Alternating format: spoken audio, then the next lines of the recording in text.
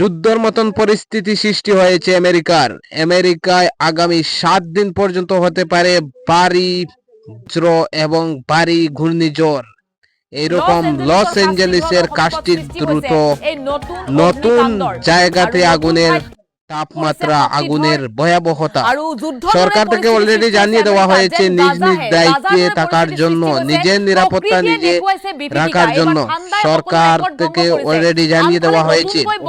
সরকারি দপ্তর এবারে বন্ধ, সকল সরকারি দপ্তর, স্কুল, কলেজ, ইউনিভার্সিটি সবকিছু বন্ধ রাখছে। পরিস্থিতি নিয়ন্ত্রণে আসছে না। প্রকৃতির তাণ্ডবে আমেরিকা আবার হতাশ। মহাবিদ্যালয়, বাজার সকলো বন্ধ ঘোষণা করা হয়েছে। আমেরিকার পরিস্থিতি এখনো পর্যন্ত নিয়ন্ত্রণে আসছে না। সরকার এবার চিন্তিত রয়েছে। ঠান্ডার কুয়াশার খুব বেশি আমেরিকার যেই অগ্নিকাণ্ডে জ্বলেছিল যেইগুলাটাই এখনো অবধি খুব বেশি ঠান্ডা পড়েছে। এদিকে মানুষের হাহাকার পরিস্থিতি, যুদ্ধের দরে পরিস্থিতি সৃষ্টি হয়েছে আমেরিকার।